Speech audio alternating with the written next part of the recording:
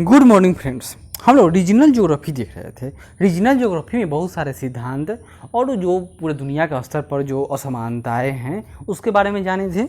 आज हम लोग देखेंगे भारत में प्रादेशिक विकास और सामाजिक आंदोलन के बारे में, क्योंकि भारत में भी तो असमानताएं हैं। सरकार के द्वारा इन असमानताओं को कम करने के लिए क्या क्या किया गया है और इस तरह के कुछ आंदोलन के बारे में जानेंगे। तो देखते हैं।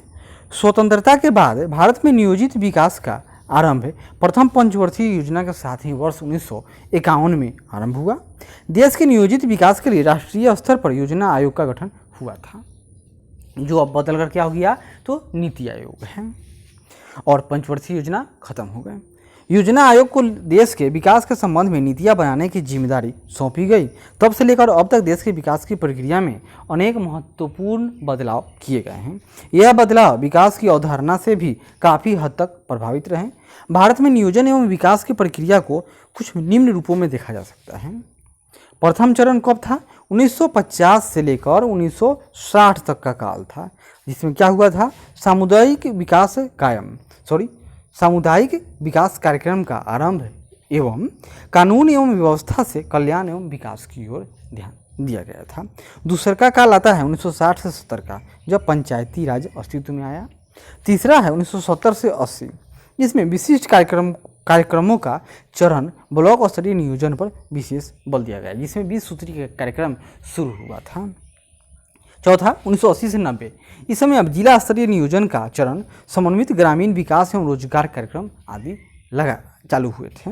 और 1990 के बाद जब एलपीजी रिफॉर्म आया था, यानी इस समय क्या होगा कि पूरे देश में खुलापन आया और पंचायती राज का पुनः उदय हुआ और पंचायती राज को सशक्त बना दिया गया और उसको संवैधानिक अधिकार दे दिए गए। यानी उसके बाद से अब प्रत्येक 5 वर्ष पर पंचायतों में चुनाव होना आरंभ हो गया और उनको कुछ अधिकार भी दिए गए थे।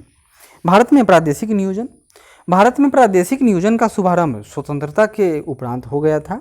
स्वतंत्रता के केवल 4 वर्ष पश्चात देश में पहली पंचवर्षीय योजना वर्ष 1951 में लागू कर दी गई।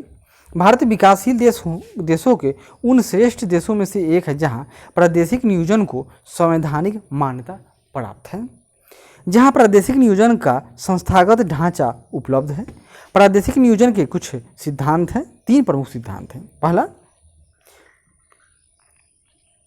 भारत के सभी नागरिकों यानी स्त्री पुरुष को अपने भरण पोषण हेतु उपयुक्त संसाधनों को प्राप्त करने का समान अधिकार। देश के सब भौतिक संसाधनों पर समाज का स्वामित्व एवं नियंत्रण इस प्रकार की समाज के प्रत्येक अंग का सामान्य जीवन अधिकाधिक सुखमय हो। आर्थिक तंत्र का प्रचलन इस प्रकार हो कि संपत्ति एवं उत्पादन के साधनों का विकेंद्रीकरण हो जाए। ऐसा न हो कि सब एक के साथ ही हो रहे, एक के पास ही सब हो जाए, सब के सब एक ही व्यक्ति यानी अनिल अंबानी मुकेश अंबानी के पास ही चला जाए। लेकिन हुआ क्या, वो जानते ही हैं। भारत में प्रादेशिक नियोजन के उद्देश्य, अतः भारत में प्रादेशिक नियोजन प्रक्रिया नियोजन युग के आरंभ से ही प्रजातंत्र एवं समाजवादी विचारधाराओं से इस प्रकार बंधी रही कि सभी वर्गों को समान अवसर एवं सुख सुविधा प्राप्ति के उद्देश्यों की पूर्ति हो सके। इस मुख्य उद्देश्य को ही ध्यान में रखकर देश की पहली पंचवर्षीय योजना में निम्नलिखित 4 उद्देश्यों की प्राप्ति का लक्ष्य रखा गया था। क्या क्या था कि राष्ट्रीय आय में वृद्धि एवं समान जीवन स्तर में सुधार करना। दूसरा, आधारभूत तथा बड़े उद्योगों को प्रोत्साहित कर औद्योगिकरण प्रक्रिया में तीव्रता लाना। तीसरा, अर्थव्यवस्था के विभिन्न भागों में रोजगार अवसर को बढ़ाना। और चौथा, सामाजिक एवं क्षेत्रीय संतुलन को समाप्त करना ये लक्ष्य था प्रथम पंचवर्षीय योजना में ही। होगा क्या? अतः भारत की प्रादेशिक नियोजन नीति के प्रमुख उद्देश्य ये रहे कि देश में आर्थिक सामाजिक विकास की गति में तीव्रता लाई जाए, गरीबी व बेरोजगारी को घटाया जाए, सामान्य जीवन स्तर में सुधार लाया जाए, जीवन की गुणवत्ता में सुधार लाया जाए तथा अंततः ऐसे समाज की स्थापना की जाए जिसमें सभी नागरिकों को न्याय तथा हर प्रकार के अवसर व सुविधाएं बिना किसी लिंग भेद, क्षेत्रीय भेदभाव, जातीय भेदभाव व धार्मिक भेदभाव के समान रूप से उपलब्ध हो। पंचवर्षीय योजना में प्रादेशिक नियोजन, तो दुर्भाग्यवश आ गया यहाँ पर दुर्भाग्यवश, कि जो पंचवर्षीय योजना था इसमें जो नियोजन किया गया था, आशा थी कि असमानता घटेगी, समानता बढ़ेगी, लेकिन यह सफल न हो सका। भारत में नियोजन प्रक्रिया अपने आरंभिक काल में नियोजन के स्थानिक पक्ष में से पूर्ण रूपेण अलग रही। कोई ऐसा गंभीर प्रयास भी नहीं किया गया जिसके द्वारा देश में वास्तविक क्षेत्रीय प्रदेशों की पहचान की जा सके, जो कि देश में आने वाले दशकों में प्रादेशिक नियोजन प्रक्रिया का एक आधार बन सके। भारत की नियोजन प्रक्रिया में स्थानिक पहलू का प्रवेश देश की तीसरी पंचवर्षीय योजनाओं में संतुलित प्रादेशिक विकास की दार्शनिकता के आगमन के साथ हुआ, परंतु यह भी कहाँ तक सत्य है इसका अनुमान इस बात से लगाया जा सकता है कि आज भी भारत में योजनाओं का नामकरण वर्षीय है, न कि क्षेत्रीय नामकरण है। स्थानीय जैसे पंचवर्षीय योजना, एक वर्षीय योजना, इतना ही नहीं, योजनाओं का निरूपण भी किसी प्रदेश विशेष के संदर्भ में नहीं किया जाता। योजना आयोग को क्यों हटाया गया? क्योंकि वह टॉप टू बॉटम अप्रोच था, यानी दिल्ली में बैठे लोग वहीं से घोषणा कर देते थे सरकार ये करेगी। इसी के बदले में अब क्या लाया गया यहाँ भारत सरकार ने? यह नीति आयोग, यह बॉटम टू टॉप, यानी कि यहाँ पर विकेंद्रीकरण को और अधिक करने की योजना है कि नीचे के गाँव के स्तर से ही आवश्यकताओं को बताया जाएगा और जो ऊपर बैठे लोग हैं वह उसके अनुसार कानून बनाएंगे। प्रादेशिक नियोजन का विकेंद्रीकरण, देश के नियोजकों को संभवतः इस बात का आभास भी नहीं है कि प्रादेशिक नियोजन के संदर्भ में सबसे प्रथम एवं अहम बात इसके लिए एक प्रादेशिक तंत्र की पहचान करना होता है। ऐसे प्रादेशिक तंत्र की पहचान के उपरांत प्रत्येक प्रदेश की नियोजन योजना को अन्य प्रदेश के एकीकृत संदर्भ में तैयार किया जाना चाहिए, न कि अलग अलग प्रदेशों के संदर्भ में। इन विभिन्न प्रादेशिक योजनाओं को परस्पर जोड़कर ही समूचे राष्ट्र के लिए प्रादेशिक परियोजना तैयार की जानी चाहिए। इस संदर्भ में देश के योजना आयोग से काफ़ी अपेक्षाएं थी जो पूर्ण न कर सकी। इसी के नाम पर सरकार ने इनको हटा दिया और नीति आयोग लगा दिया। पहले लेकिन दुख की बात यह थी कि योजना आयोग के पास कुछ वित्तीय अधिकार थे, लेकिन नीति आयोग तो पूर्णतः यह एक थिंक टैंक ही है और कुछ ना है। इस संदर्भ में देश के योजना आयोग से काफ़ी अपेक्षाएँ हैं थी, अब खत्म हो चुका है। उसे एक ऐसा संगठन बनना चाहिए था जो प्रादेशिक स्तर पर प्रादेशिक योजनाओं की एकीकृत प्रक्रिया को दिशा प्रदान कर सके। वर्तमान वर्षों में देश की नियोजन प्रक्रिया को विकेंद्रीकृत करने एवं इसमें स्थानिक पहलू को समाहित करने के प्रयासों के अंतर्गत राज्य नियोजन परिषदों का गठन भी किया गया है। ये राज्य नियोजन परिषदें अनेक राज्यों जैसे पंजाब में जिला व ब्लॉक स्तर की योजनाएं भी तैयार कर रही हैं। इस प्रकार जब तक सच्चे अर्थों में एक वास्तविक प्रादेशिक तंत्र की पहचान नहीं कर ली जाती और देश में प्रादेशिक नियोजन ऐसे किसी तंत्र पर आधारित नहीं किया जाता, तब तक भारत में नियोजन प्रक्रिया वास्तविक स्थानिक पहलू से वंचित रहेगी। इस प्रकार भारत में प्रादेशिक नियोजन के दार्शनिक तथा व्यवहारिक रूप में अंतर स्पष्ट तौर पर झलकता नजर आता है, यानी कहती कुछ और करनी कुछ और। उदाहरण, दामोदर घाटी या मंडल दामोदर घाटी परियोजना जो झारखंड में है एवं राष्ट्रीय राजधानी क्षेत्र योजनाएं देश में प्रादेशिक नियोजन के दो अति महत्वपूर्ण उदाहरण हैं। ये दोनों ही देश की पंचवर्षीय योजनाओं की परिधि से बाहर की योजनाएं हैं, क्योंकि इन दोनों ही मामलों में के अंतर्गत प्रशासनिक सीमाओं की अवहेलना की गई है। क्योंकि दोनों ही, जैसे दामोदर घाटी परियोजना बिहार और पश्चिम बंगाल की थी और यह पश्चिम बंगाल और झारखंड की है। इसी तरह NCR में कोई दिल्ली केंद्र शासित प्रदेश है, साथ में उत्तर प्रदेश, राजस्थान, हरियाणा के भी क्षेत्र आते हैं। दामोदर घाटी परियोजना की अर्ध सफलता और राष्ट्रीय राजधानी क्षेत्र परियोजना की पूर्ण विफलता देश में प्रादेशिक नियोजन की भावना के प्रति आधिकारिक स्तरीय उपेक्षा का उत्कृष्ट नमूना है। यहाँ यह बात विचारणीय है कि राष्ट्रीय राजधानी क्षेत्र देश के उच्चतम योजना आयोग की नज़रों में इतने करीब होते हुए भी एक सफल प्रयोग नहीं रह सका। प्रादेशिक नियोजन का संवैधानिक अधिकार, तो वर्तमान में भारतीय संविधान में 73वें यानी ग्राम पंचायत, 74वें संशोधन यानी नगर पंचायत से आशा की एक किरण उपजी है। इस संशोधनों के माध्यम से भारत में प्रादेशिक नियोजन प्रक्रिया को एक नई दिशा मिली है। इन संशोधनों का मुख्य उद्देश्य प्रादेशिक नियोजन व्यवस्था का विकेंद्रीकरण करके इसे ग्रामीण स्तर पर पहुंचाना है, ताकि ग्राम पंचायतों को स्थानीय स्तर पर परियोजनाओं में भागीदारी बनाया जा सके। इसमें ग्राम पंचायतों को योजना बनाने व उसे क्रियान्वित करने तक सभी प्रकार की जिम्मेदारी देने का प्रावधान है। संविधान के इन दो संशोधन संविधान के इन 2 संशोधनों से अब स्थानीय स्तर पर विकास कार्यों के लिए धन एकत्रित करने का भी अधिकार मिल गया है।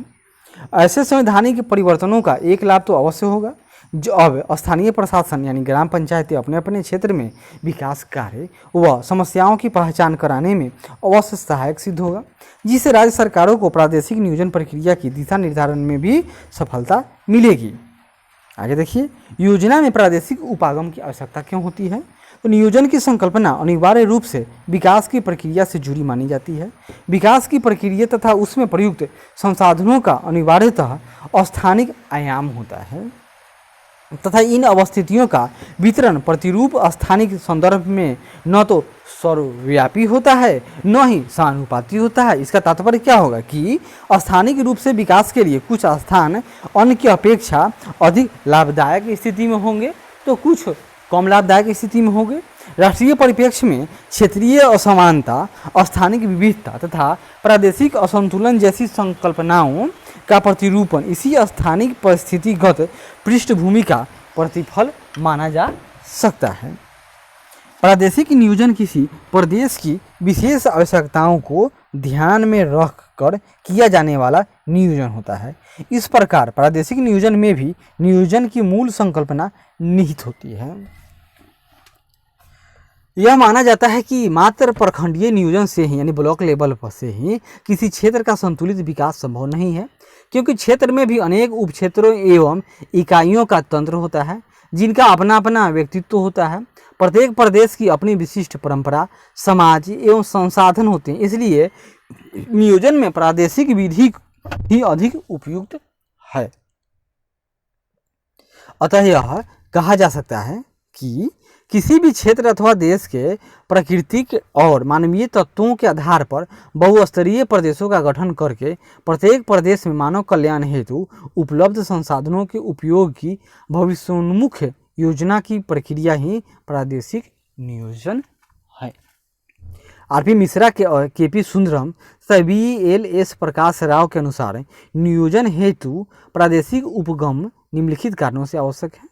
जैसे मानव निवास और उसके कार्यस्थल के रूप में समष्टि एक यथार्थ है। मानव नियोजन में इस समष्टि की उपेक्षा करना एक वास्तविक तथ्यों की उपेक्षा करना है।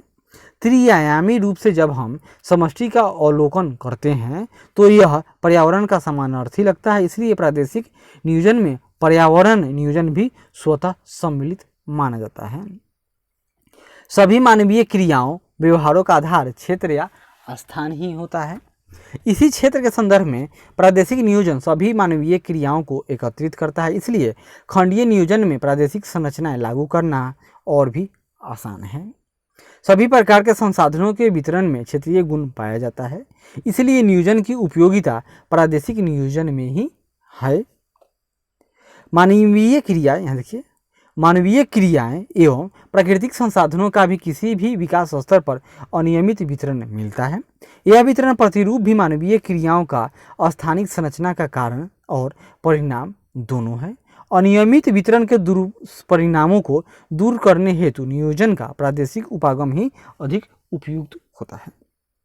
नगरों में आर्थिक क्रियाओं का अत्यधिक संकेंद्रण होने से विभिन्न संसाधनों का अधिकाधिक निवेश वहां आकर्षित करता है, जिसके कारण आसपास के ग्रामीण क्षेत्र अविकसित एवं कालांतर में छूट जाते हैं, निपथ्य में चले जाते हैं और आश्रित हो जाएंगे। विकास के स्तर को प्राप्त करने के लिए किया जाने वाला खंडीय नियोजन ही असंतुलित विकास को जन्म देता है। ऐसे असंतुलित विकास को दूर करने का उपाय प्रादेशिक नियोजन ही है, क्योंकि जब संपूर्ण देश या क्षेत्र को तंत्र उपागम द्वारा विभिन्न स्तर के प्रदेशों में बांटकर नियोजन किया जाएगा तो प्रत्येक छोटे से छोटा क्षेत्र भी अपने संसाधनों के आधार पर विकसित होगा। पारिवारिक स्तर पर जनसंख्या की नियोजन प्रक्रिया में सहभागिता रहेगी। इसके साथ ही साथ प्रखंडीय नियोजन भी बहुस्तरीय नियोजन के संदर्भ में सरलता से लागू किया जा सकता है।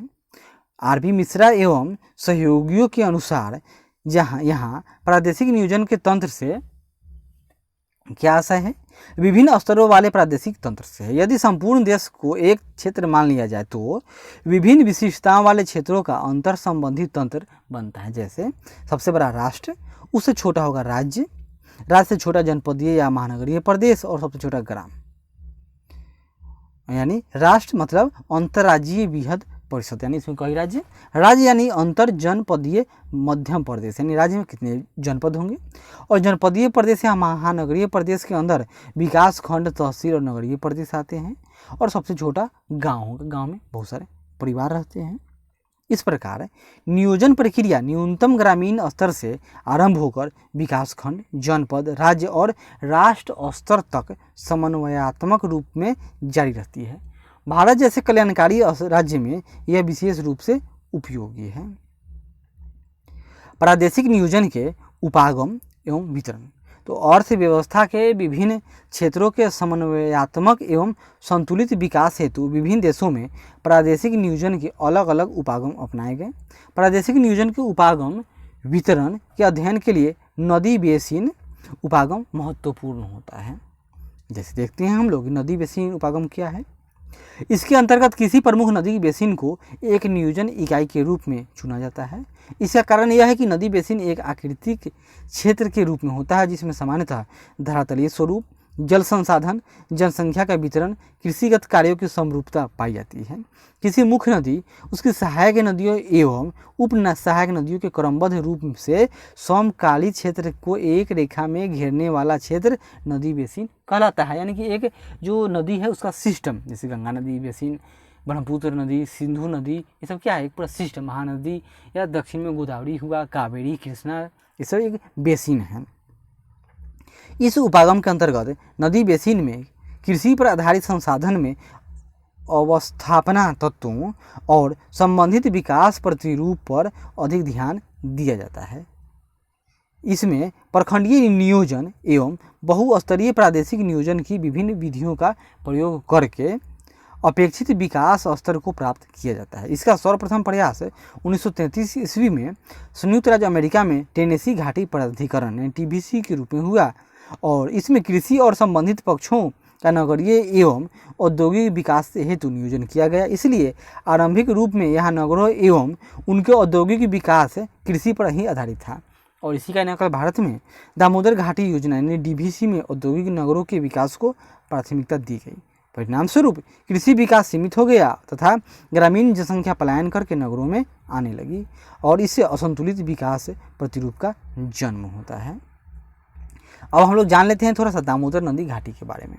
तो भारत में भी प्रादेशिक नियोजन प्रक्रिया का शुभारंभ लगभग उसी समय हुआ जब विकसित देशों में इसके अंतर्गत परियोजनाएं लागू की जा रही थी। भारत में सर्वप्रथम टेनेसी घाटी परियोजना के तर्ज पर दामोदर घाटी परियोजना तैयार की गई थी। उसके उपरांत राष्ट्रीय राजधानी क्षेत्र के लिए भी परियोजना तैयार की गई। टेनेसी घाटी परियोजना को आधार मानते हुए भारत में आज़ादी के बाद 1948 में दामोदर घाटी मंडल गठित किया गया, और दामोदर घाटी कानून के अंतर्गत इस मंडल के कार्यक्षेत्र, अधिकार और परियोजना के तैयार करने तथा उसे कार्यान्वित करने तथा उसके लिए संसाधन जुटाने आदि तक के सभी प्रावधान उपलब्ध कराए गए। दामोदर घाटी परियोजना देश की सर्वप्रथम नदी घाटी पर आधारित परियोजना थी, और इसके 3 प्रमुख उद्देश्य बाढ़ नियंत्रण, सिंचाई साधनों का जाल बिछाना और अत्यधिक क्षेत्रों उससे संबंधित जो क्षेत्र थे औद्योगिक क्षेत्र की ऊर्जा उत्पादन क्षमता का भरपूर लाभ उठाकर जल विद्युत व अन्य प्रकार की विद्युत का उत्पादन भी करना था। यानी इस क्षेत्र से में जल विद्युत का भी उत्पादन करना इसका लक्ष्य था। दामोदर एक ऐसी नदी थी जिसका स्वरूप उष्ण गर्म महीनों में बहुत ही महीन हो जाता यानी मर जाती है, परंतु यह वर्षा के 4 महीनों में एक उग्र रूप धारण करके प्रदेश में तबाही का स्रोत बन जाती थी। बाढ़ व मृदा अपरदन, बालू अथवा मिट्टी के आदि का जमाव व संग्रहित होना इस नदी के कुछ हानिकारक प्रभावों में से थे। दामोदर घाटी की कुछ समस्याएं। दामोदर नदी एक छोटी नदी मानी जाती है, परंतु इसके जलग्रहण क्षेत्र में सामान्य वर्ष में 125 सेंटीमीटर से अधिक वर्षा होने के कारण चौमासे के दौरान एक तीव्र रूप यह धारण कर लेता है, और भारी वर्षा व वनों के कटान से मृदा अपरदन अत्यधिक होता है और बाढ़ का प्रकोप बढ़ जाता है। विशेषकर पश्चिम बंगाल जैसे राज्यों में यह अधिक प्रभावित होता है। इसलिए दामोदर नदी को दुख का दरिया के नाम से भी जाना जाता है, इसलिए इसको बंगाल की शोक कहा गया है।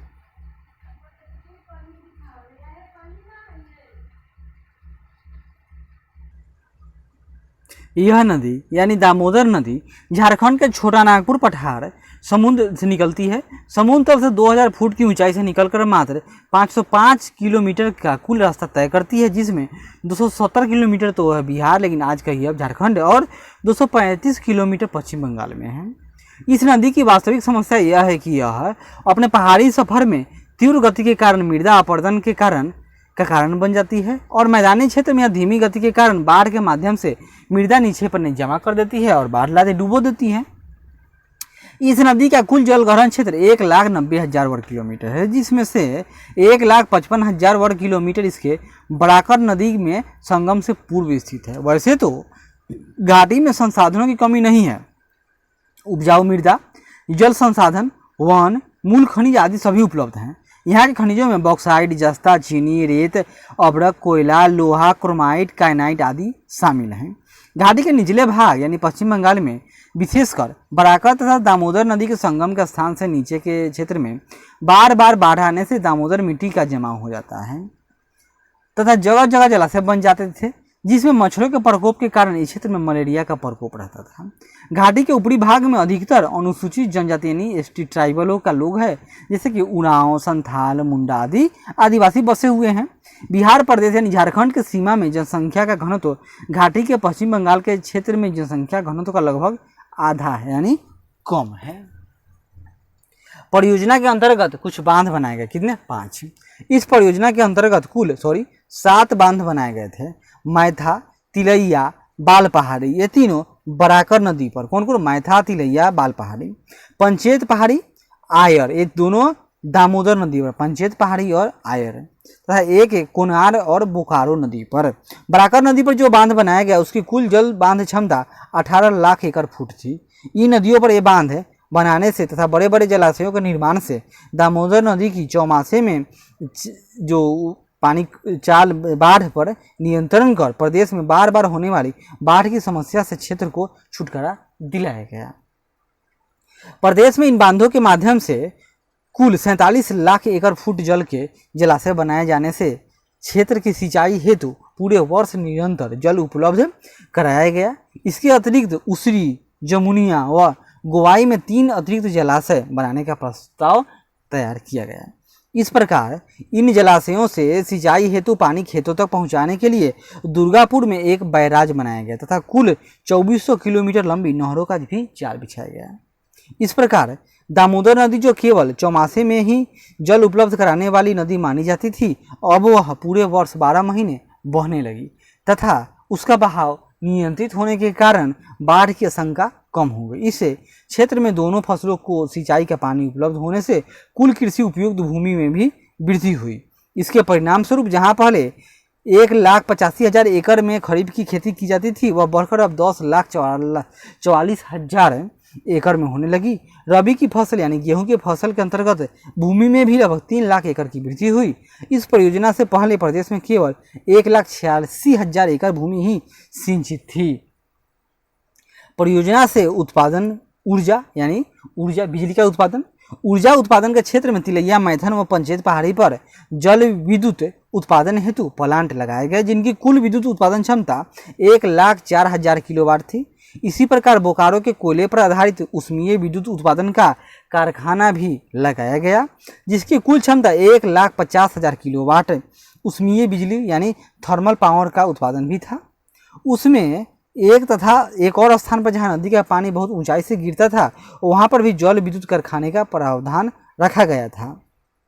बोकारो पर एक और उष्मीय यानी थर्मल विद्युत इकाई का भी प्रावधान किया गया, जिसमें 75,000 किलोवाट अतिरिक्त उष्मीय उत्पादन की आशा थी। इस प्रकार दुर्गापुर के पास ओयारिया भी 1,50,000 किलोवाट की क्षमता वाले उष्मीय विद्युत कारखाने की योजना थी। चंद्रपुरा में 25,000 किलोवाट की क्षमता वाले एक कारखाने की योजना दामोदर घाटी परियोजना के दूसरे चरण में की गई। अतः घाटी में कुल जल विद्युत क्षमता 2 लाख किलोवाट तथा उष्मीय विद्युत की कुल क्षमता 4,87,000 किलोवाट की गई थी।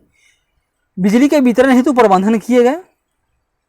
पहले चरण में कुल 1200 किलोमीटर की लंबाई में बिजली की 2 तरफा वितरण तारें लगाई गई थी, जिसमें लगभग 80 सब स्टेशन भी थे।